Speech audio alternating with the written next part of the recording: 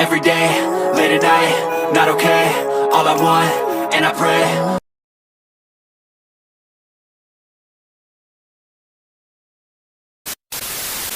السلام عليكم ورحمة الله وبركاته. لما نردي dadka kale markaa ku xiran channelkeena waxaad ku soo dhawaataan casharkeena maanta oo ka hadlaya dehydration taas oo ay naga soo codsadeen arday kamid ah ardayda ku xiran channelkeena.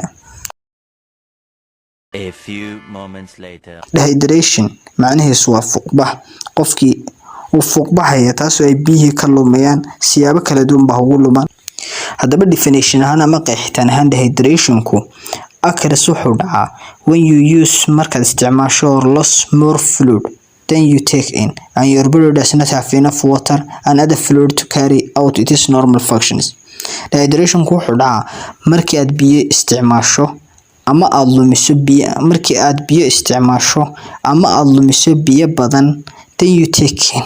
Biyo yar baad qaadanaysaa aad isticmaalaysaa ama biyo badan baa ka baxaya markii la barbar dhigay intii markaa gudaha ku gashay intaad qaatay marka la barbar dhigo and your body does not have enough water jirkaagina muu helin biyo ku filan waayo intii aad banaanka u saartay iyo intii yareed aad qaatay iyo jirkaagu intuu u baahnaa ayaa isdheeli tiri waayay. Other fluids kala loo baahnaan to carry out inaad jirka la soo geliyo sidoo it is normal function sidoo shaqooyinkiisa jirku soo u qaybsado oo shaqadii normal u ahaato biyo loo baahan yahay. If you do not replace lost fluid biyaha lumay hadii la soo celin waayo you will get dehydrated marka qofku wuxuu qaadaya dehydrated buu noqonayaa ama fuuqbax buu noqonayaa qofkii. Maxaa sababa hadaba? Waxaa sababa diarrhea shubanka. qofka in badan shumo dhammaan macdanihii jirkiisa oo dhan way ka baxayaan. Waxa kale oo kale kara vomiting mataga. Inta badan labadan waxay aad ugu daran yihiin dadka waaweyn iyo dadka markaa wayna soo socdaan risk factors wayna soo socdaan. Fever ka kale qandhada way keentaa inta badan ciyaalka ay ku keentaa. Excessive sweating dhidid fara badan oo ka baxa xal si doonana ku baxaan ama jimicsi aad sameeysid si doonana ku baxaan. Increased urination kaadada oo badata waa jirka biyaha jirka ka saaraysa weey. Haddaba symptomska calaamadaha way ku kala duwan yihiin infantiga or young child iyo marna waxaan ka hadlaynaa adultiga. Infantiga ay ilmaha markaa dhasha iyo caruurta young child caruurta yaryar waxay calaamadahan bil la kulmaan sida dry mouth inuu afkii qalalo antaangi carabkii inuu qalalo. No tears wax ilma kama imaanayso wayna crying markii ooyaan oo kale ilmaba ku arkimaysid ilmihiina ilmo ku aragtay oo ilinka timaado ayaad markaa rajaynaysid kuma arkaysid.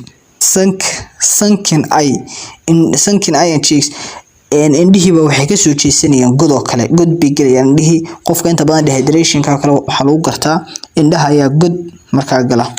Adultiga hadaba dadka waaweyn hadaba maxaynu calaamadan ku arkayno maxay tahay extreme thirst horto si aada ayuu markaa u haraadayaan extreme wax aada less frequent urination waxa hoos u dhacaysa less waxa yaraanaysa frequency urination waxa markaa hoos u dhacaysa urination ki qofkii kaadi badan ba dhigi maayo oo aad hoos u dhacaysa. Dark colored urine kaadis waxa yaraanaysa mid madow. Fatigue buu dareemaya daal buu dareemaya. Khatar ayaa ugu jira hadaba dehydrationka waxa khatar ugu jira infantiga dadka caydiga infantiga caruurta caydiga iyo children iyo ciyaalka. Older adults dadka waaweyn aadka waaweyn iyo people dadka with chronic illness xanuunada markaa chronic qaba ama waqtigoodu dheeraaday qaba sida macaanka dhiigkarka iyo wixii la halmaala. Complicationada ka dhalan kara maxay tahay dehydrationku wuxuu ku hogaamin karaa can lead to wuxuu ku hogaamin karaa serious complications ama cawaaqib xumo aad u daran including waxa kamid ah urinary and kidney problem inuu habdhiskii marka urinary-ga ama habdhiskii kaadadu urinary-ga iyo kiliyahaagi in problem soo gaadho ama dhibaato soo gaadho. Si sharba qofkii dhalan karo qofkii gariir yeesho labadaas waa labada complication ee ugu waaweyn weeye. maxaynu kaga hortagnaa fuuqbuxo sidiisa wuxuu leeyahay ka hortag to prevent saad uga hortagto dehydrationka drinking plenty of fluid waa inaad biyo cabtaa weenad biyo cabtaa and eat foods weenad cuntaa high in a water cuntada markaa biyuhu ku dhex jiraan biyo ka kooban sida fruitiska iyo vegetables